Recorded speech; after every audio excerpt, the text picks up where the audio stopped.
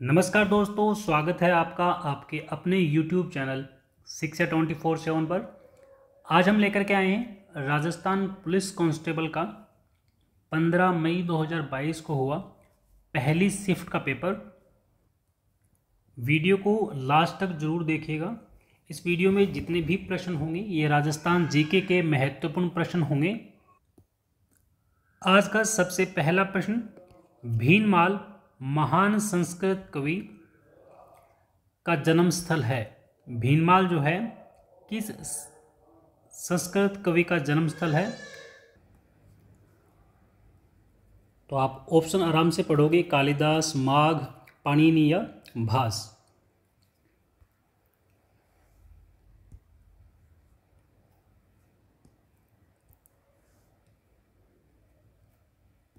सातवीं शताब्दी के एक प्रसिद्ध संस्कृत कवि, नाम है माघ।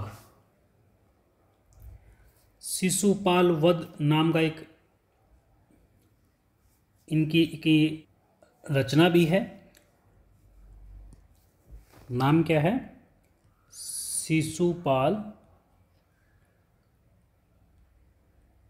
वध। ये महाकवि माघ की रचना है। अगला प्रश्न, निम्नलिखित में से कौन सा पुरातत्व स्थल राजस्थान के भरतपुर जिले में पाया गया? अहिल्याबाई का कुआं, अकबरी मस्जिद, आजी रहमान चिश्ती भवन या फिर चमत्कारेश्वर महादेव मंदिर। भरतपुर जिले में पूछा जा रहा है कि भरतपुर जिले में कौन सा स्थल इनमें से मिला? सही ऑप्शन होगा अहिल्याबाई का कुआं। अगला प्रश्न, भारतीय पुरातत्व सर्वेक्षण जयपुर क्षेत्र द्वारा राजस्थान के ओझियाना स्थल पर उत्खनन किस अवधि वर्ष के दौरान किया गया? जयपुर में जो ओझियाना जो है यहाँ पे किस वर्ष उत्खनन किया गया? साल 2000-2001 में। अगला प्रश्न, राजा बहादुर सिंह शेखावत कहाँ के राजा थे?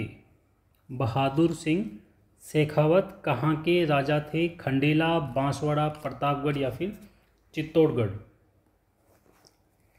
तो राजा बहादुर सिंह शेखावत जो हैं ये सीकर में स्थित खंडेला के राजा थे। और राव दौलत सिंह जो है बियर भान का बास गांव जो था, गांव उपहार में दिया था। राजा बहादुर सिंह शेखावत ने, अगर इसके अलावा इस टॉपिक से अगर कोई क्वेश्चन आता है तो आता है कि बियर भान या फिर बान का बास एक गांव है जो उपहार में दिया था बहादुर सिंह शेखावत ने राव दौलत सिंह को।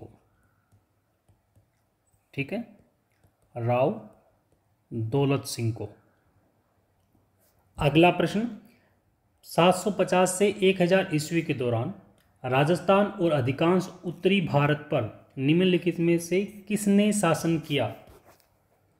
यानी 1000 ईस्वी से पहले इनमें से चौहान, मुगल शासक, मराठा या प्रतिहारों में से कौन सा वंश शासन कर रहा था?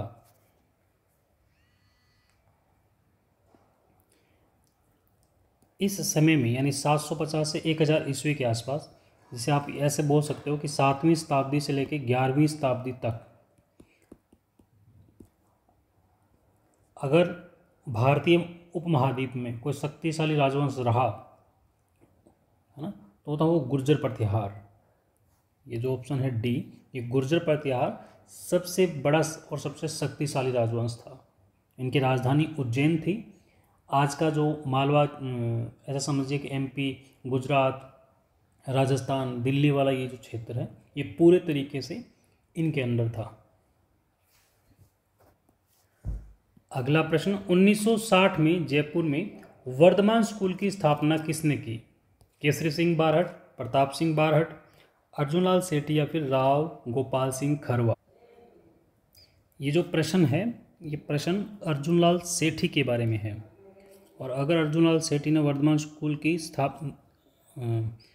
स्थापना की है तो 1960 तो कैसे भी नहीं हो सकता, 1907 जरूर हो सकता है, क्योंकि 1941 के आसपास अर्जुनलाल सेठी का देहांत हो जाता है।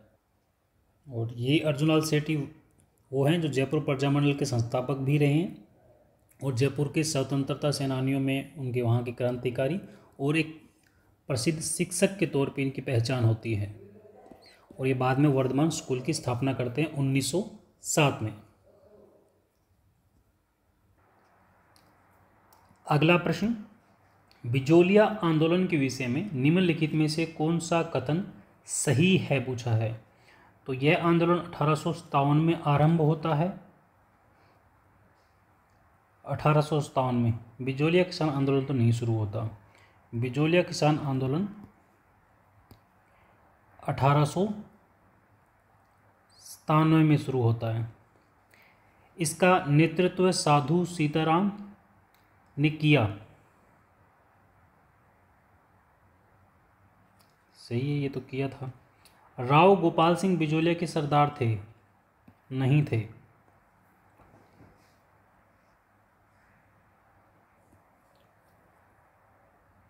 राव गोपाल सिंह नहीं, राव कृष्ण सिंह थे यहाँ के सरदार उस टाइम।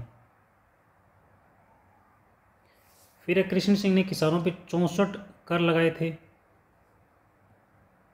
ये 64 नहीं 84 थे, जिनमें चौवरी कर, बेटी की शादी पे जो कर लिया जाता था, लाटा कौन था, खड़ी फसल पे इतना कर लगेगा, तलवार बंधाई कि नया जागीरदार जब बनेगा तो, और अकाल के समय कोई छूट नहीं, जितना कर पहले लगाया गया चाहे कैसा भाई माहौल क्यों ना रहा हो। तो इनमें से ये पूछा जा रहा है कि कौन सा सही है। तो नेतृत्व साधु सीताराम दास जो है करते हैं। ये 3 चरण में होता है, याद रखिएगा। बिजोलिया किसान आंदोलन 3 चरण में होता है। पहला जब 1897 से शुरू होता है 1915 तक। फिर दूसरा चरण आता है 1916 से 1923 तक, जब विजय सिंह पथिक नेतृत्व कर रहे होते हैं। और तीसरा चरण आता है 1923 से लेकर 1941 तक का, जिसके बीच में माणिक्यलाल वर्मा, रामनारायण चौधरी इसके नेतृत्व करने के लिए आते हैं। चलिए चलते हैं अगले प्रश्न पर। उससे पहले थोड़ी सी डिटेल्स बताते हैं आपको कि अगर आपको यही पूरा पेपर रीड करना है, डाउनलोड करना है, या फिर साल 1997 से लेकर 2022 तक के राजस्थान पुलिस के पेपर आपको डाउनलोड करके पढ़ने हैं, क्योंकि हर एक पेपर के लिए पिछले सालों के जो भी किसी भी परीक्षा के लिए पिछले सालों के जितने पेपर होते हैं वो बहुत महत्वपूर्ण भूमिका निभाते हैं। तो जैसे आप डिस्क्रिप्शन में हमारे एप्लीकेशन का लिंक है, ऐप डाउनलोड करोगे तो आपको ऐप पे सबसे पहले सोलोड पेपर नाम का फोल्डर मिलेगा। उसमें एक सब फोल्डर है जिसमें 1200 से ज़्यादा पेपर हमने अपलोड कर रखे हैं। तो अगर आप स्क्रीन पर देख पा रहे हो, CET 10+2, CET ग्रेजुएशन, पटवार, वीडियो, पुलिस कांस्टेबल, है ना, clerk, REET, first grade, second grade, यहाँ तक कि RS प्री तक के भी पेपर हमने यहाँ पे अपलोड कर रखे हैं। तो डिस्क्रिप्शन में आपको टेलीग्राम का लिंक भी मिल जाएगा, तो वहाँ से आप टेलीग्राम ग्रुप में हमारा ज्वाइन कर सकते हो। तो जल्दी जाइए डिस्क्रिप्शन में ऐप डाउनलोड कीजिए। तो अगला प्रश्न, जागीरदार राव कृष्ण सिंह ने बिजोलिया में किसी किसान की बेटी की शादी होने पर एक नया कर यानी 5 रुपये का भुगतान की शुरुआत की। उस नए कर का नाम क्या था? पहले वाले प्रश्न में हम पढ़ के आ रहे हैं कि जो जागीरदार थे वहाँ के वो राव कृष्ण सिंह थे। चौवरी कर के नाम से कर लगाते हैं। जब बेटी की शादी होगी तो चौवरी कर देना पड़ेगा, ये राव कृष्ण सिंह ने निर्धारित किया था। अगला प्रश्न, मत्स्य संघ राजस्थान के गठन का प्रथम चरण था। इनमें से कौन सा राज्य या सूबे इस संघ के हिस्से थे? मत्स्य संघ राजस्थान का एकदम पूर्वी हिस्सा, ये वाला हिस्सा, और इसमें अलवर, भरतपुर, धौलपुर, करौली ये चारों ही जुड़े थे पहले चरण में। तो ऑप्शन 1 बिल्कुल ठीक है। अगला प्रश्न, क्षेत्रफल की दृष्टि से राजस्थान का सबसे बड़ा जिला कौन सा है? सबसे बड़ा पूछा जा रहा है, तो 2025 में भी यही है, जबकि 2023 में और 24 में बड़ी उठापटक हुई है जिलों के निर्माण में। तो सबसे बड़ा जिला तो अब भी जैसलमेर है, लेकिन सबसे छोटे का भी निर्धारण नहीं हुआ है, क्योंकि बीच में 50 जिले बने, फिर 41 जिले बने। तो वर्तमान समय में 41 जिले हैं और 7 संभाग हैं। ठीक है, 41 जिले और 7 संभाग, जिनमें जैसलमेर सबसे बड़ा है। अगला प्रश्न, राजस्थान की सबसे ऊंची चोटी गुरु शिखर की ऊंचाई लगभग कितनी है? ये तो शायद ही किसी का प्रश्न गलत हो रहा हो।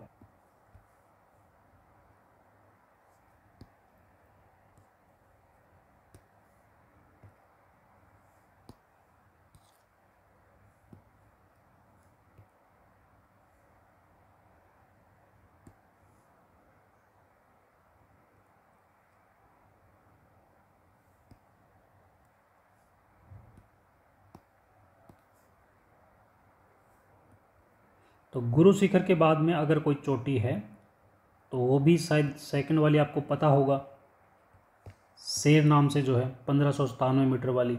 इसके बाद भीलवाड़ा है। स्टार्टिंग की 5-6 आपको पता होनी चाहिए। फिर जरगा है, फिर अचलगढ़ है। ये सबसे ऊंची चोटियां हैं। फिर इनको 3 भागों में बांटा गया है ना, जिसमें बिल्कुल सेंटर वाली जो है उसमें 3 ही चोटियां आती हैं। उत्तरी अरावली में सबसे ऊंची चोटी जो रघुनाथगढ़ सीकर वाली है। उसके बाद जयपुर में, अलवर में 4 चोटियां हैं, जिनके नाम आपने सुना होगा। खो जो जयपुर में है, बहराइच जो अलवर में है, बड़वाड़ा जो जयपुर में है। ठीक है, चलिए चलते हैं अगले प्रश्न पर। निम्नलिखित में से कौन सा प्रभाग राजस्थान का स्थलाकृतिक प्रभाग नहीं है? इनमें से अरावली तो है, थार, विंध्य मालवा और पश्चिमी पूर्वी घाट। इनमें से राजस्थान में कौन सा नहीं है पूछा जा रहा है।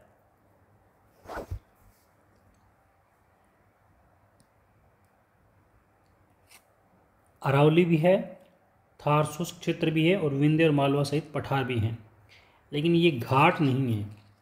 राजस्थान में घाट नहीं है। अगला प्रश्न, राजस्थान के मरुस्थल के विषय में इनमें से कौन सा कथन सही है पूछा गया है। राजस्थान के रेगिस्तान में जैसलमेर, बाड़मेर, बीकानेर और जोधपुर जिले शामिल होते हैं। अगला ऑप्शन, थार मरुस्थल या महान भारतीय मरुस्थल, ग्रेट इंडियन डेजर्ट जो है, ये राजस्थान के कुल भूभाग के 50% भूभाग को घेरता है। ये तो बिल्कुल गलत है। राजस्थान का मरुस्थल जो थार मरुस्थल का एक बड़ा भाग है, भारत का तीसरा बड़ा मरुस्थल है। भारत में इससे कौन सा बड़ा मरुस्थल हो गया? राजस्थान का मरुस्थल ग्रीष्म काल में बहुत गर्म हो जाता है और यहाँ तीव्र जलवायु अनुभव होता है, जिसमें औसत वार्षिक वर्षा 10 सेंटीमीटर से कम है। तो औसत वार्षिक वर्षा जो है वो 10 नहीं 50 सेंटीमीटर से कम होती है। तो ऑप्शन ए जो था इसका, राजस्थान के रेगिस्तान में जैसलमेर, बाड़मेर, बीकानेर और जोधपुर जिले शामिल हैं। अगला प्रश्न, राजस्थान राज्य को निर्मित करने के लिए कितनी रियासतों को एकीकृत किया गया? 19, 18, 14 या 21?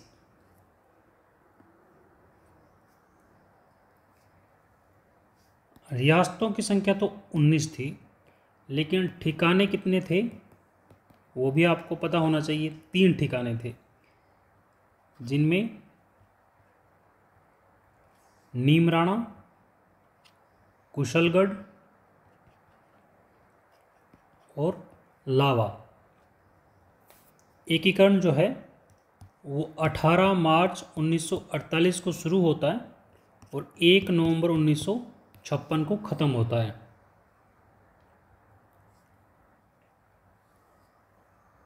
तो ये जो 1 नवंबर है इसको बनता है राजस्थान का स्थापना दिवस। राजस्थान स्थापना दिवस। जबकि चौथा चरण जो था 30 मार्च वाला, 30 मार्च 1949, इस दिन राजस्थान दिवस मनाया जाता है। राजस्थान दिवस और राजस्थान स्थापना दिवस दो अलग अलग दिन हैं जो एकीकरण के चरण में से ही हैं। तो दोस्तों ये थे राजस्थान पुलिस कांस्टेबल के 2022 के पेपर में आए हुए राजस्थान जीके के कुछ महत्वपूर्ण प्रश्न। अगर आपको ये पूरा पेपर डाउनलोड करना है विथ सॉल्यूशन तो आपको हमने पूरी डिटेल बता दी है स्टेप बाय स्टेप। डिस्क्रिप्शन में हमारे एप्लीकेशन का लिंक मिल जाएगा, वहाँ से आप डाउनलोड कर सकते हो। अगर आपको वीडियो अच्छा लगा है तो वीडियो को लाइक ज़रूर करें। अगर आपका कोई सुझाव या प्रश्न है तो हमें कमेंट में ज़रूर बताएं। मिलते हैं अगले वीडियो में, तब तक आप पढ़ते रहिए, बढ़ते रहिए। जय हिंद, जय राजस्थान।